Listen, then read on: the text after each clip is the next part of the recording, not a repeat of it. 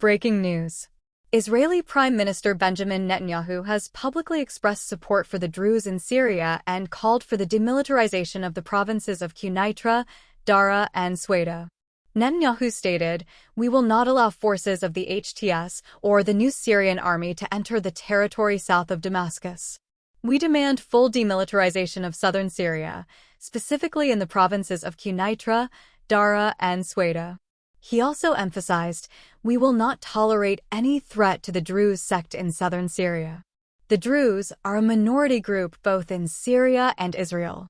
Few hours before of Netanyahu warning to Syrian regime, the Druze community in the Syrian city of Sueda Governorate has decided not to join the Jolani regime in Syria, and they announced the establishment of their own military council.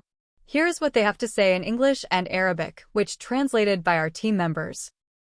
In the name of God, the most gracious, the most merciful, we, the youth of the town of Al-Gharia, announce our joining of the military council in Sueda, and we are ready to carry out any mission to protect our land and honor from any danger we face.